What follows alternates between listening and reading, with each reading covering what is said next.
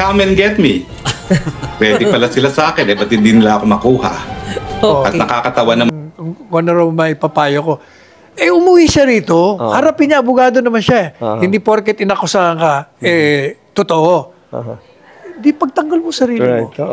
Bumalik ka na para na totoong lalaki. Di ba? Face it like a man. Na para na totoong lalaki. Di ba? Face it like a man.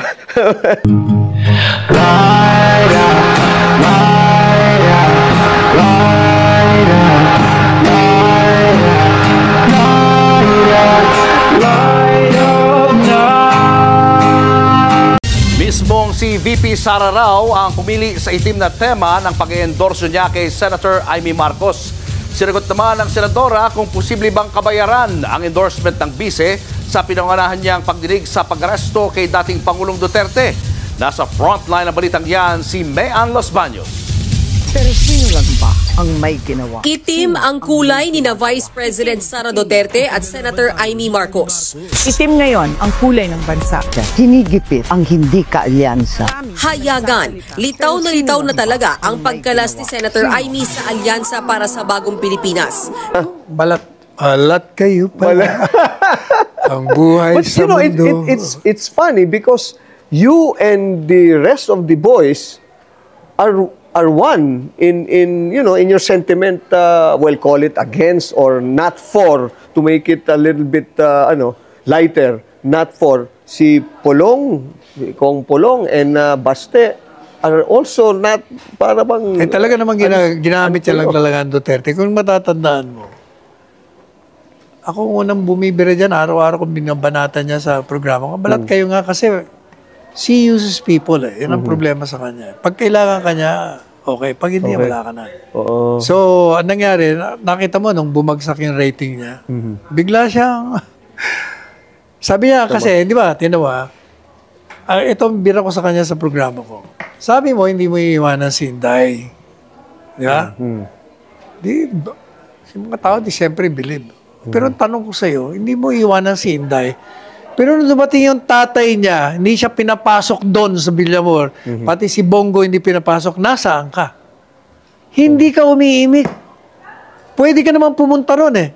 Kapatid ka ng presidente, sigurado mapapapasukin kayo doon pag ikaw nandun. But you kept quiet. Kailan ka umimik? Nung bumagsak ka na sa rating, bigla ka kailangan ng investigasyon, o nagpasip-sip ka na. O kaya kinantang kita ng balat kayo, yun talagang team song. Marcos at dalibingan ng mga bayani hours after the Supreme Court allowed the hero's burial for the late dictator. Well, I thought I saw Bongbong yesterday in Tacloban. Sabi ko, it's your choice.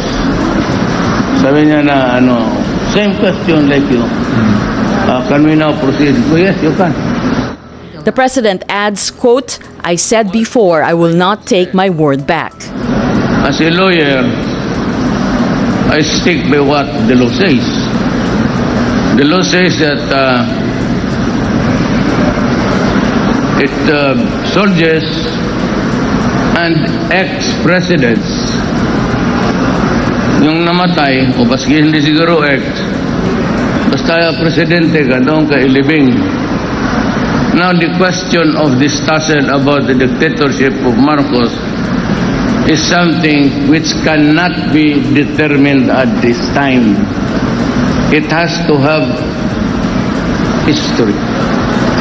Kasi yung nasaktan, and it was a contention really of a political fight, initially then turned sour because of the power struggle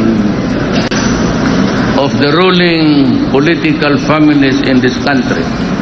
That part of the sins of Marcos has yet to be proven. Hindi ko alam. Pero isang beses sinabihan ko talaga si Senator Amy. Sabi ko sa kanya, kung hindi kayo tumigil, huhukayin ko yung tatay ninyo. Itatapon ko siya sa West Philippine Sea. Sinabihan ko si Senator Amy. One of these days, pupunta ako dun, kukunin ko yung katawan ng tatay niyo. Tapos Tinapon ko yan doon sa West Philippine Sea. Siya ang mag-uuwi kay dating Pangulong Rodrigo Duterte. Ganito tinawag ni Vice President Sara Duterte si Senator Amy Marcos sa isang finta.